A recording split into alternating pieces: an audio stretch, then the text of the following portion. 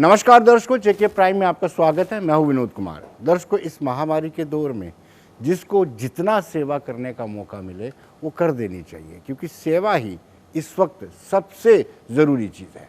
जब हम देखते हैं कि वो दिहाड़ीदार लोग जो रोज़ कमाते थे और शाम को आकर के जो उनको मेहनताना मिलता था उससे उनकी किचन का चूल्हा जलता था, तो उन पर भी तो संकट है, उनको भी तो देखना है। इसी तरीके से हर एक संगठन, चाहे वो राजनीतिक दल हो, गैर राजनीतिक दल हो, एनजीओज हों, हर एक व्यक्ति प्रयास कर रहा है, हर एक धर्म का व्यक्ति कोशिश कर रहा है कि इस महामारी के दौर में कुछ सेवा की जाए। हम बात करेंगे राष्ट्रीय स्वयंसेवक संघ की। राष्ट्रीय स्वयंसेवक संघ ने पुंछ में एक ऐसा अभियान चलाया कि कुछ जगहों को सैनिटाइज किया और कुछ जगहों पे सर्कल डाले, यानी ये भी एक सेवा का भाव है।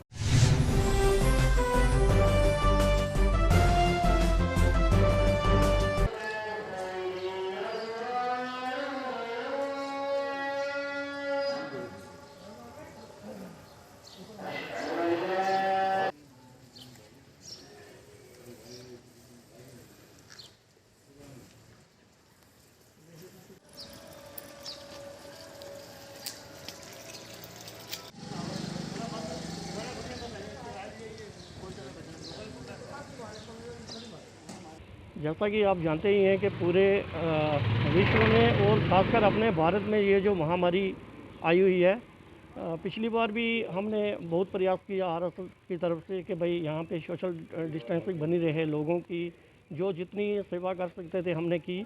इस बार ये जो महामारी है, बहुत लोगों ने अपनी जानें गंवाई हैं।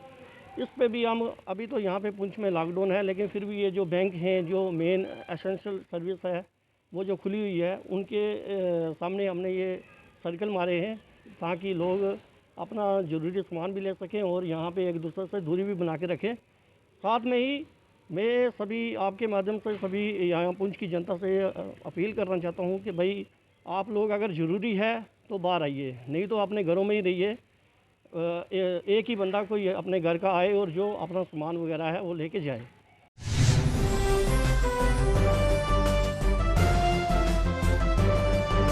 दर्शकों, भारतीय जनता पार्टी की बात करें तो भारतीय जनता पार्टी ने भी सेवा के चलते ब्लड डोनेशन कैंप लगाया है। युवा मोर्चा की तरफ से मेडिकल कॉलेज में ब्लड डोनेशन कैंप लगाया गया और साथ ही साथ युवा मोर्चा के नेताओं द्वारा लोगों के घरों में जाकर के कुछ लोगों को आइडेंटिफाई किया कि जिनके घर में रोज़ चूल्हा नहीं जल रहा है, उनके घरों में रोटी दी है। और ऐसा किया है कि उनको आइडेंटिफाई करने के बाद उनके घरों में जाकर के उनको भोजन दिया है, कच्चा राशन नहीं दिया है, खाना बना करके दिया है कि हो सकता है कि उनके घरों में गैस की किल्लत ना हो।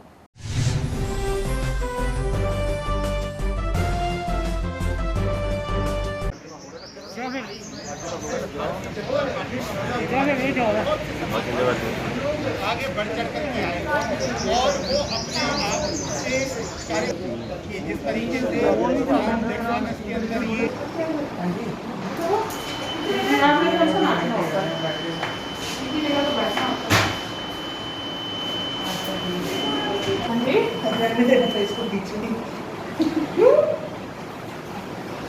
इधर लेके जाना था आपने?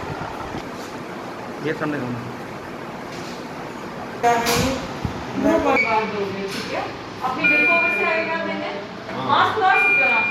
मुहैया कराना हो, भोजन का घर पर वितरण करना हो, अटेंडेंट्स को, अभिभावकों को भोजन करवाना हो, चाहे रक्त या प्लाज्मा की डोनेशन हो, विभिन्न पहलुओं से सेवा का काम कर रहा है और हम लोग ये करते रहेंगे।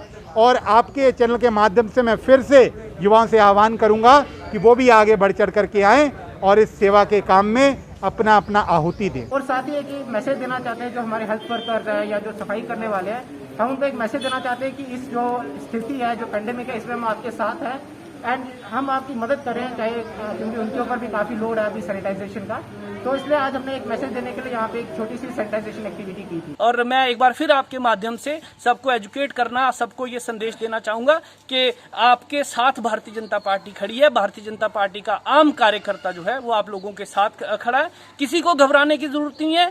प्रधानमंत्री जी जो है वो बहुत इमदाद जम्मू कश्मीर को भेज रहे हैं। जम्मू उनके दिल में बसता है, तो इसलिए मेरी एक बार फिर अपील है अपने भी कार्यकर्ताओं से कि हम लोग सबके पास पहुंचने की कोशिश करें और सबकी मदद करें।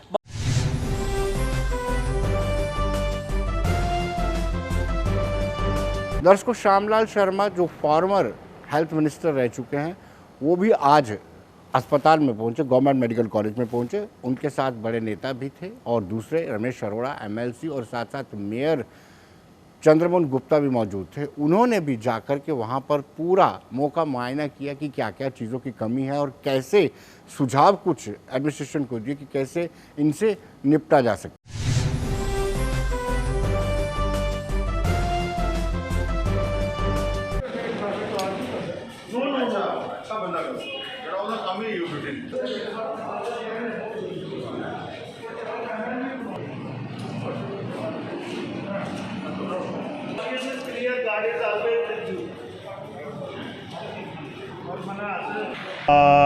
वायरस से है वो अपना बिहेवियर चेंज कर रहा है और पिछले जब से कोविड-2 आया है तो जो मृत्यु दर है वो काफ़ी बड़ा है और कहीं ना कहीं मुझे लगता है कि वो चिंता का विषय है और होना भी चाहिए एडमिनिस्ट्रेशन के लिए भी, समाज के लिए भी और जो पॉलिटिकल पार्टी हैं उनके लिए भी, और ख़ासकर जो लोग डॉक्टर, पैरामेडिकल्स और डाउन द लाइन जितनी भी हायरार्की है वो जो लोग डील कर रहे हैं और एक ऐसी सिचुएशन से गुज़र रहे हैं, मुझे लगता है कि वो भी जो हैं आज बहुत ही चिंतित हैं।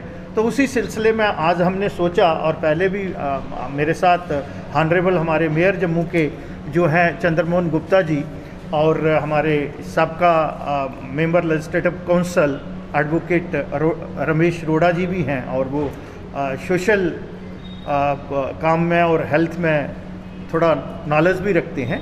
तो उसी सिलसिले में आज हम आए थे और मैडम प्रिंसिपल और जो हमारे एसोसिएट हॉस्पिटल हैं उनके जो एडमिनिस्ट्रेटर हैं जिनको सुपरडेंट कहा जाता है, उनके साथ हमने मंथन किया है और गहरा चिंतन किया है कि क्या क्या यहाँ पे शॉर्टफॉल हैं और क्या क्या वो कर रहे हैं पेशेंट केयर को और इम्प्रूव करने के लिए, और ये जो मॉर्टलिटी रेट है, जो मृत्यु दर है, इसको हम किस तरह से चेक कर सकते हैं।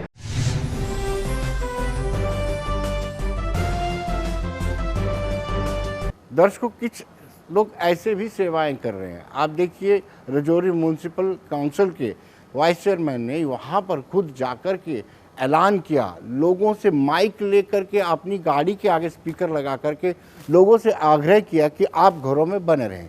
यानी जो लोग संयम बरतेंगे वही लोग इससे जीत सकते हैं। लोगों को लॉकडाउन इसलिए लगाया जाता है कि लोगों को अपने घरों के भीतर रहने के लिए कहा जा सकता है, लेकिन लोग तब भी नहीं मानते हैं। लेकिन इन्होंने खुद अपनी गाड़ी के बाहर एक बड़ा सा स्पीकर लगा करके लोगों से आग्रह और अपील की।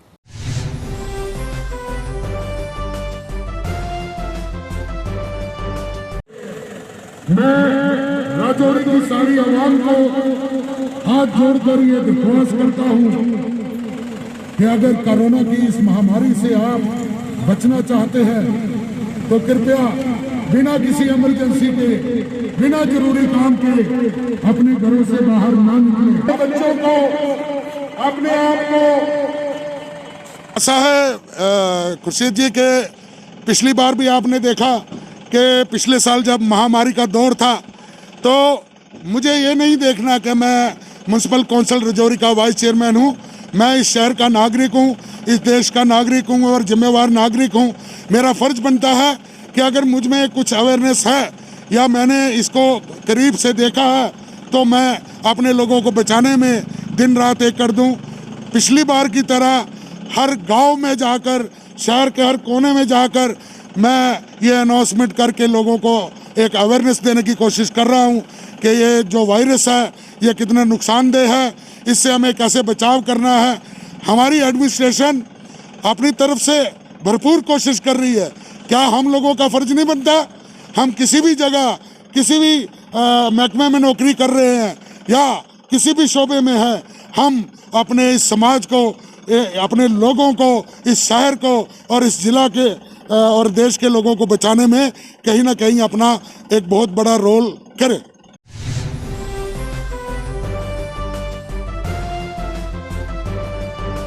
दर्शकों, अगर हम डीसी सांबा की बात करें या जिला सांबा की बात करें, जिला सांबा के जिला अस्पताल में काफ़ी ज़्यादा प्रेशर हो गया है। इतना ज़्यादा प्रेशर हो गया है कि अब बाहर स्ट्रेचर में लगा करके लोगों को, मरीजों को ऑक्सीजन देनी पड़ रही है। हालांकि कुछ रोज़ पहले डिप्टी कमिश्नर सांबा अनुराधा गुप्ता ने टाल क्लेम किए थे कि इस जिले में किसी तरह की कोई दिक्कत नहीं है, गैस की कोई किल्लत नहीं है, उपकरणों की कोई किल्लत नहीं है। उसके बावजूद भी आज ऐसा कुछ देखने को मिला। पहले हम बताएंगे कि क्या डिप्टी कमिश्नर सांबा ने क्या कहा था।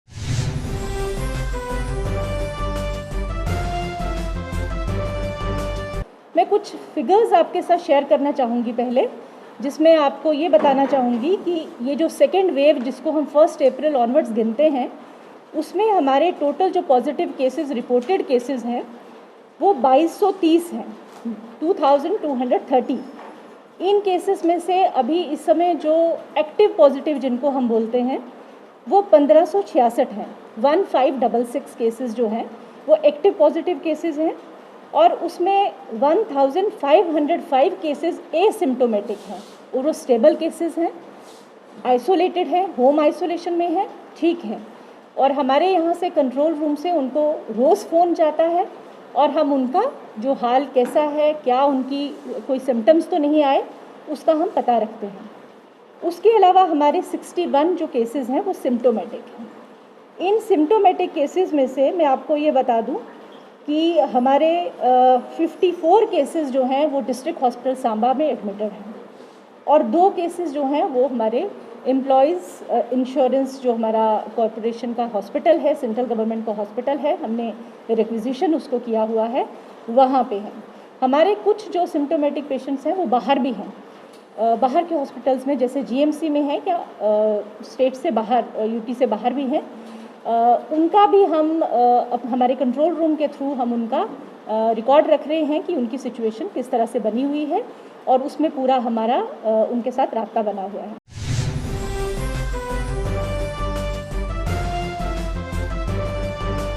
दर्शकों, हमारे संवाददाता ऋषि खजूरिया का क्या कहना है ये हम आपको बताते हैं। आपके पेशेंट का आपकी सेवा में 24 अगर आज इस कोरोना जैसे युद्ध में कोई लड़ाई लड़ने एक पेशेंट के साथ अपने वार्ड के अंदर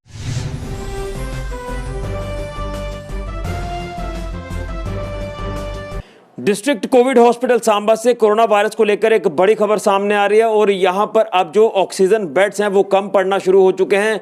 आपको बता दें कि यहां पर जो ऑक्सीजन जनरेशन प्लांट लगाया गया है उसकी कैपेसिटी बताई जा रही थी कि 100 बेड्स को ये कैटर करेगा ऑक्सीजन जनरेशन प्लांट, और यहां पर जो पाइपलाइन बिछाई गई थी वो 50 बेड्स के हिसाब से बिछाई गई थी। यानी आप ये कह सकते हैं कि इस अस्पताल की जो कैपेसिटी थी ऑक्सीजन बेड्स की वो 50 थी, लेकिन उसके बाद भी यहां पर इमरजेंसी पॉइंट्स कुछ रखे गए थे और आज के डेट में अगर आपको बताएं तो यहां पर बेड ऑक्यूपेंसी अब पूरी तरह से फुल हो चुकी है। यहां पर जो पेशेंट्स की तादाद है वो लगभग 65 पहुंच चुकी है, यानी कैपेसिटी के बाहर जाकर अब इस अस्पताल में जो पेशेंट है वो एडमिट हो रहे हैं और कहीं ना कहीं अब जहां पर बेड्स की काफी ज्यादा शॉर्टेज आना शुरू हो चुकी है। और इस अस्पताल की बात करें तो यहां पर वही पेशेंट आ रहे हैं जिनको सांस लेने में काफी ज्यादा दिक्कतें पेश आ रही है, जिनका सैचुरेशन लेवल लगातार डाउन हो रहा है, और यहां पर उन पेशेंटों को जब लाया जाता है तो यहां अस्पताल प्रशासन के लिए भी एक चैलेंज बना हुआ है कि आखिर किस तरह से इनकी जान बचाई जाए। और प्रायोरिटी पर यहां पर सुविधाएं देने का प्रयास किया जा रहा है, लेकिन अब दिक्कतें पेश आ रही हैं कि यहां पर बेड्स की काफी ज्यादा कमी आ चुकी है और यहां अब हालात ऐसे भी हो चुके हैं कि यहां स्ट्रेचर पर पेशेंट को लिटाया जाता है और वहां पर ही उसे ऑक्सीजन दी जा रही है। इसके अलावा और कोई भी चारा नजर नहीं आ रहा। मैं आप सब लोगों के साथ ये शेयर करना चाहती हूँ कि हमारे डिस्ट्रिक्ट हॉस्पिटल सांबा में जो बेड्स की कैपेसिटी है वो 100 बेड्स की है। इसमें से 65 बेड्स ऐसे हैं जिनको हमारा जो वहाँ पे ऑक्सीजन जनरेशन प्लांट लगा हुआ है 1000 LPM का, वहाँ से सप्लाई जा रही है क्योंकि वहाँ पे पाइप के कनेक्शंस हैं। लेकिन बाकी के जो 35 बेड्स हैं उस पर हम ऑक्सीजन सिलेंडर देके पेशेंट को रख सकते हैं। सो टोटल कैपेसिटी हमारे पास डिस्ट्रिक्ट हॉस्पिटल सांबा में 100 बेड्स की है। उसके अलावा मैं आपको बता दूं कि वहीं पे उसके प्रेमिसेस में एक नया ब्लॉक बन रहा था। उस ब्लॉक को हमने इमरजेंसी बेसिस पे तैयार करवा के उसमें बेसिक फैसिलिटीज़, क्योंकि इक्विपमेंट उसमें अभी लगना बाकी था लेकिन बाकी उस पर फैसिलिटीज सारी हैं, तो हमने उसको अर्जेंट बेसिस पे ऐसा तैयार कर लिया है कि अगले आने वाले 2 दिन में हम वहाँ पे भी 30 से 40 के करीब बेड्स जो हैं वो कंफर्टेबली लगा सकते हैं और उनको हम ऑक्सीजन की सप्लाई जो है वो ऑक्सीजन सिलेंडर्स के थ्रू दे सकते हैं। मैं ऑक्सीजन सिलेंडर्स के बारे में भी आपको बता दूं कि डिस्ट्रिक्ट हॉस्पिटल में 26D टाइप सिलेंडर्स इस समय अवेलेबल हैं। 26 जो बड़े वाले सिलेंडर्स हैं वो 26 हैं, 37B टाइप सिलेंडर्स हैं। उसके अलावा हमारे पास 25 ऑक्सीजन कॉन्सनट्रेटर्स इस समय डिस्ट्रिक्ट हॉस्पिटल साबरा में है। इन ऑक्सीजन कॉन्सनट्रेटर्स में से 10 ऑक्सीजन कॉन्सनट्रेटर्स ऐसे हैं जिनमें 10 LPM का फ्लो है, मतलब वो हाई फ्लो ऑक्सीजन भी प्रोवाइड कर सकता है।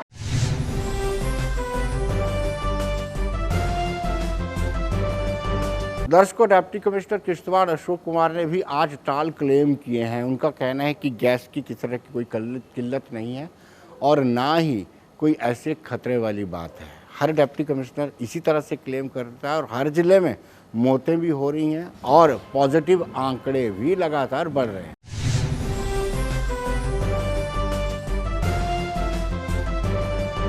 जो मार्च के बाद सेकेंड वेव का सर्ज देखा गया है, फर्स्ट मार्च के बाद डिस्ट्रिक्ट किश्तवाड़ में अभी तक 753 केस जो हैं वो पॉजिटिव आए हैं और अभी तक जो रिकवरीज हैं वो 347 पेशेंट जो हैं वो रिकवर हो चुके हैं, जिसमें सबसे बड़ी बात यह है कि 39 पेशेंट्स जो थे वो डिस्ट्रिक्ट हॉस्पिटल में एडमिट थे और हाई फ्लो ऑक्सीजन पे थे, वो भी रिकवर होके अपने घरों में जा चुके हैं।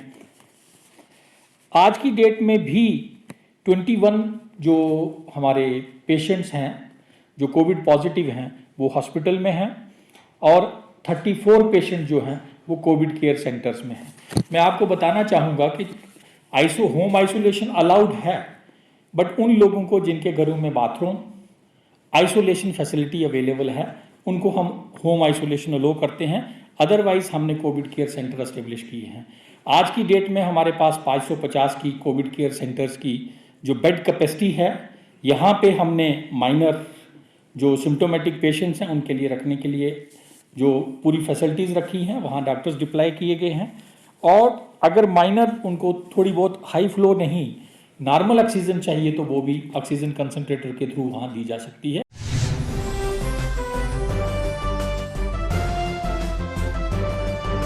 दर्शकों, एडीजी मुकेश सिंह ने पुंछ जिले का दौरा किया और वहां पर पुलिस कोविड-19 को लेकर के क्या कामकाज कर रही है उसकी समीक्षा की और साथ ही साथ ये भी कहा कि अगर सेना के सहयोग मिल सकता है तो सेना से भी सहयोग लिया जाए।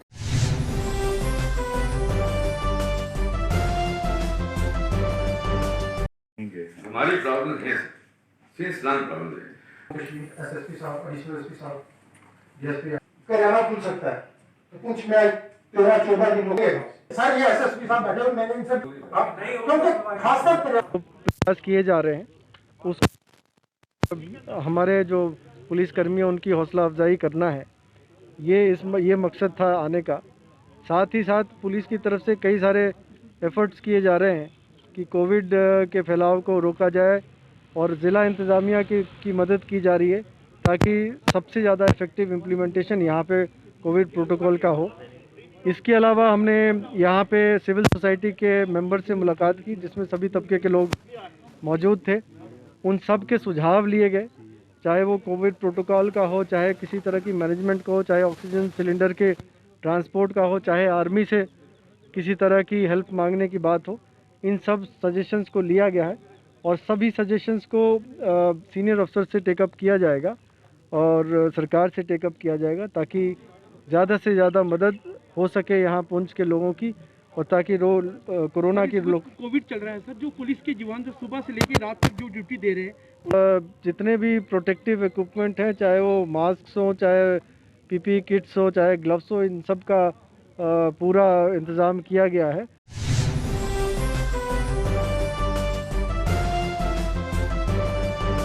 तो दर्शकों, आखिर मौतें क्यों हो रही हैं?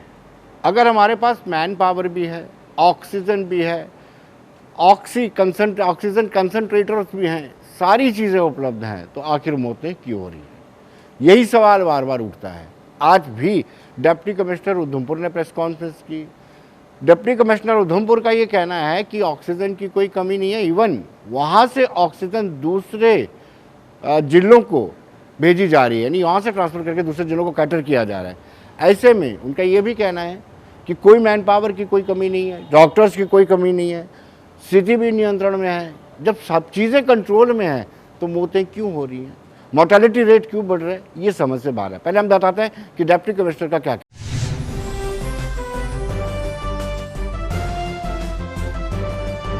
कि बेड नहीं है, कोई कहता है जी ऑक्सीजन नहीं है।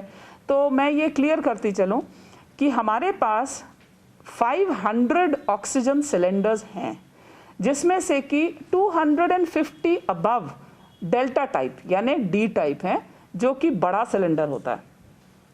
छोटा ब्रावो टाइप भी हमारे पास सफिशिएंटली प्लेस्ड हैं। 111 ऑक्सीजन कॉन्सेंट्रेटर्स हैं।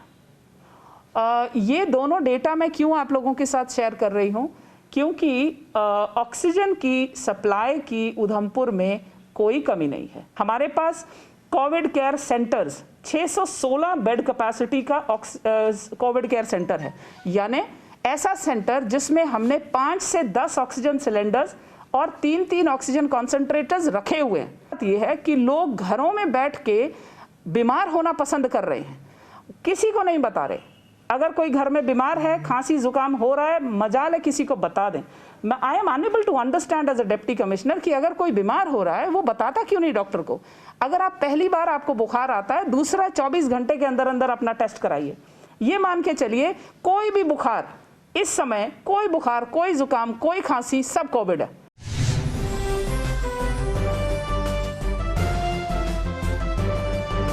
दर्शकों, एक तरफ डिप्टी कमिश्नर उधमपुर इंदु चिब ने प्रेस कॉन्फ्रेंस की और बताया कि यहाँ पर बहुत चीज़ें हैं, सारे उपकरण उपलब्ध हैं, कोविड-19 से लड़ने के लिए हम डरे नहीं हैं, नियंत्रण में है, आउट ऑफ कंट्रोल नहीं है, आउट ऑफ हैंड नहीं है।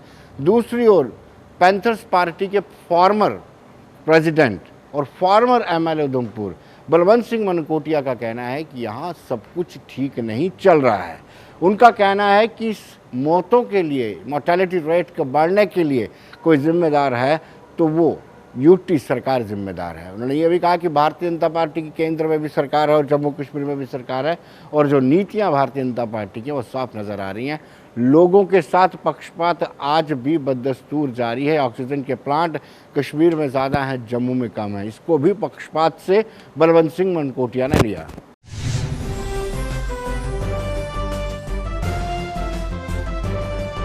यूटी प्रशासन जिस तरीके से कोविड की सिचुएशन को हैंडल करने में विफल हुआ है, उसको लेके हमने आज बातचीत की है। और खासकर बीजेपी सरकार जो क्लेम करती थी कि जम्मू के साथ नाइंसाफ़ी है, आज उनकी सरकार केंद्र के अंदर है, जम्मू कश्मीर के अंदर इनडायरेक्ट सरकार है। तो आज आप बताइए, जवाबदेह हैं कि आज अगर आपके ऑक्सीजन जनरेटर प्लांट एक्टिवेटेड आपके क्लेम के मुताबिक 47 हैं, तो उसमें से 34 कश्मीर में है और 12 जम्मू के अंदर और एक प्राइवेट जम्मू के हॉस्पिटल में है। तो इसका जिम्मेदार कौन है? आज आपके वेंटिलेटर पीएम केयर फंड में आए और 1 साल से आपके वो धूल चाट रहे हैं स्टोरों में, उनको एक्टिवेट नहीं किया, और जिसकी वजह से 80% मौतें जम्मू कश्मीर में, जम्मू के अंदर 80% हो रही हैं। पूरे जम्मू कश्मीर का अगर आंकड़ा देखें तो जम्मू के अंदर 80% मौतें हो रही हैं आपके वेंटिलेटर नहीं होने की वजह से, आपके पास फैसिलिटीज़ नहीं होने की वजह से। तो उसका जिम्मेदार कौन है? तो इसलिए हम ये कहना चाहेंगे, अगर ये उधमपुर का ऑक्सीजन प्लांट जो प्राइवेट है ये नहीं होता तो आज जम्मू के अंदर हाहाकार होता, और ये सरकार क्लेम नहीं कर सकती। देखिए, प्रशासन की बात करूं तो प्रशासन की जो पहला लैप्स प्रशासन से हुआ कि जब कोविड की पहली वेव आई तो प्रशासन का कोशिश रही कि बाज़ारों के अंदर रेहड़ियों को, फड़ियों को, दुकानों को बंद कैसे कराया जाए, सख्ती कैसे की जाए। प्रशासन का ये ध्यान बिल्कुल नहीं रहा कि हेल्थ केयर फैसिलिटीज़ को कैसे अपग्रेड किया जाए। यहाँ जितेंद्र सिंह जी आए, यहाँ सड़कों, पानी, बिजली की वो मीटिंग करते रहे आज से 20 दिन या 25 दिन पहले। तो उस दिन कहीं उनका जिक्र नहीं, उन्होंने कहीं जिक्र नहीं किया कि हॉस्पिटल की सिचुएशन क्या है, आपके डिस्ट्रिक्ट हॉस्पिटल में क्या है, आपके जो CSCs हैं वहाँ PSCs में क्या है, आपके पास दवाइयाँ हैं, आपके पास ऑक्सीमीटर हैं, आपके पास बेड्स हैं। अगर वो नहीं, अगर आपके वेंटिलेटर एक्टिवेटेड फंक्शनल हैं, अगर वो मीटिंग की होती तो मुझे लगता है सिचुएशन डिफरेंट होती।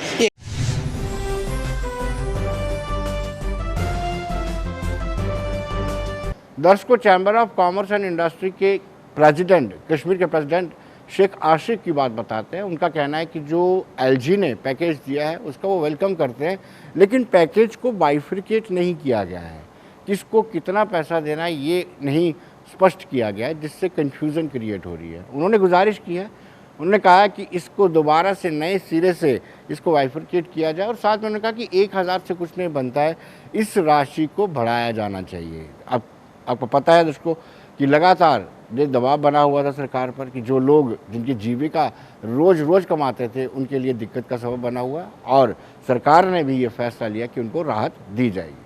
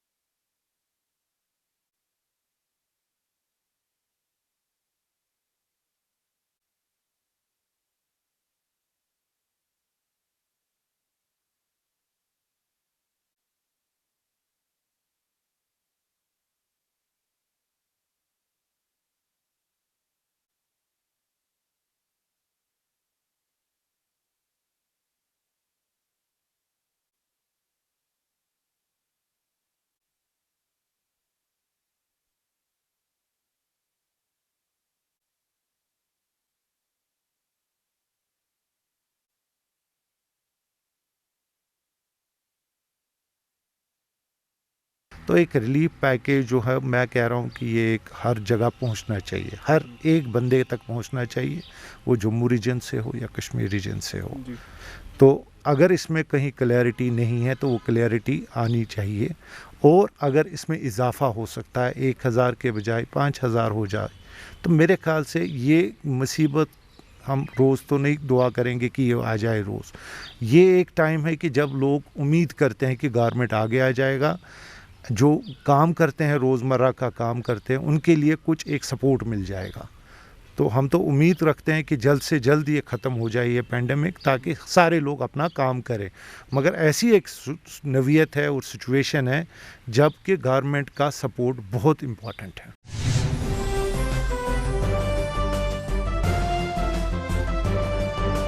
दर्शकों, कोरोना के लगातार बढ़ते मामलों को देखते हुए अब आरएसपुरा की सब्जी मंडी में भी सैंपलिंग हो रही है। आपको बताएं कि जम्मू की फ्रूट मंडी और वेजिटेबल मंडी में भी सैंपलिंग हुआ करती थी, लेकिन जहां जहां पर क्राउड होता है, जहां जहां पर लोग एकत्रित होते हैं, प्रशासन वहां सतर्क हो जाता है। कुछ ऐसा ही देखने को मिला कि प्रशासन ने आज आरएसपुरा में बाकायदा एक कैंप लगाया। उस कैंप के माध्यम से लोगों की सैंपलिंग की गई। बस करिए समझा।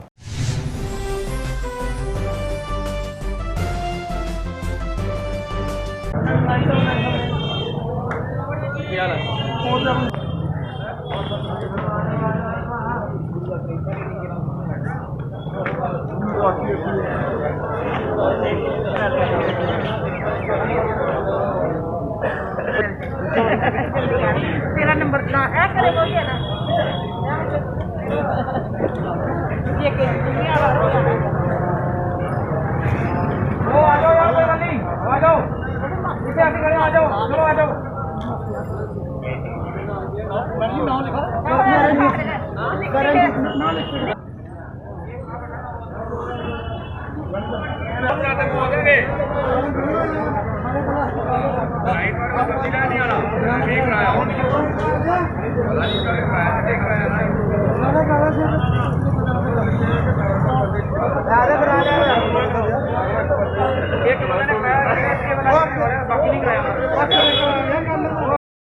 कोरोना की जो सेकंड स्टेज है जो ज़्यादा इंटेंसिव है, तो इसके साथ साथ गवर्नमेंट ने, एडमिनिस्ट्रेशन ने फैसला लिया है कि हर जगह जाके टेस्ट करें जहाँ भीड़ भाड़ है। हमें पता चला था कि मंडी में ज़्यादा रश होता है, तो कल हमने डिसाइड किया था कि मंडी में इधर आके हम टेस्टिंग करवाएंगे।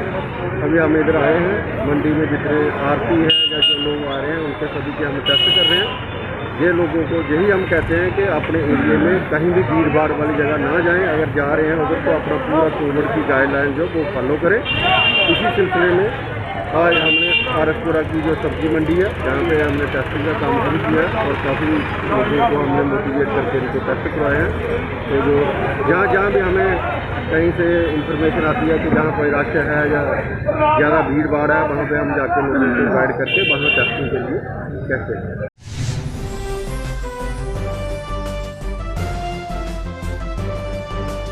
तो दर्शकों बने रहिए देश दुनिया की खबरों के लिए और मुझे दीजिए इजाज़त।